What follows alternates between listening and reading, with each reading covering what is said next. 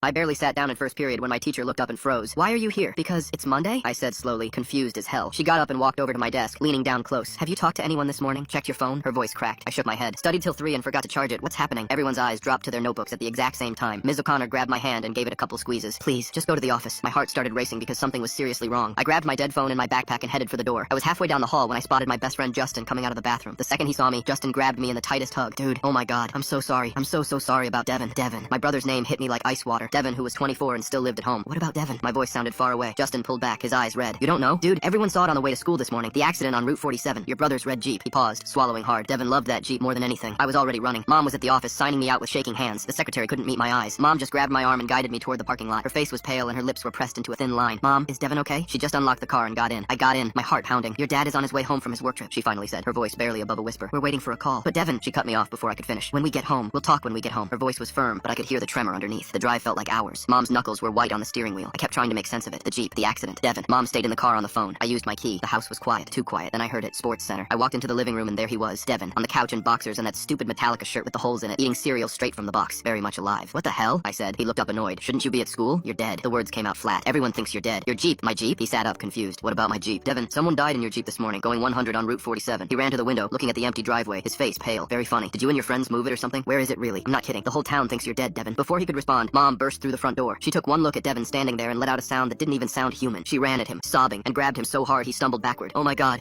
you're alive. You're alive." She was shaking, her whole body trembling as she held onto him. Devin's face went white. He looked at me over Mom's shoulder, finally understanding this wasn't a joke. Holy shit. If I'm not dead, then who? Then we heard more cars pulling into the driveway. Devin ran to the window, still in his boxers. "It's the cops." Two officers got out, their faces grim and professional. They knocked and Devin opened the door. "We need to speak with the family of Devin Hayes," one said, then stopped, stared, blinked. "Are you?" "I'm Devin Hayes," my brother said. The cop went pale. He grabbed his radio. "Unit 12, we have a situation. Devin Hayes is alive. Repeat, Hayes is alive." "When did you last see your vehicle?" the other cop asked. "Friday night. I don't work weekends. I haven't left the house." Devin pointed at the empty driveway. The cop wrote something down, so it could have been taken any time in the last 24 hours. The cop stayed for over 2 hours. They asked Devin the same questions in different ways. Who had access to it? Did he leave the keys inside? Mom sat on the couch the whole time, still holding Devin's hand like she was afraid to let go. Then one of the officers' radios crackled. "We got an ID on the Route 47 victim. Jake Engler, 24. Parents reported him missing this morning." Devin's face went white. "My best friend? Jake?" I felt my stomach drop. Jake, who practically grew up in our house. Jake, who knew Devin always left his keys in the Jeep. Mom made a sound I'd never heard her make before. My phone had finally charged enough to turn on. The notifications flooded in. Then I saw it. Ring doorbell notifications from 1:47 a.m. I opened the app with shaking hands. "Wait," I said. The cops looked at me. "Our doorbell. It caught something." I pulled up the footage. There he was, Jake, stumbling up to our door, pounding on it, waiting, pounding again. His face was red and blotchy, clearly drunk and crying. After 2 minutes of knocking, he disappeared around the side of the house. "I was asleep," Devin whispered. "I had my earbuds in. I didn't hear him." I kept watching. Jake appeared back in frame, heading for the Jeep, which was parked in view of the doorbell camera. He got in, sat there for a minute with his head in his hands. Then the Jeep started and pulled away. "You left the keys in it," I said quietly, like always. Devin closed his eyes. He knew that.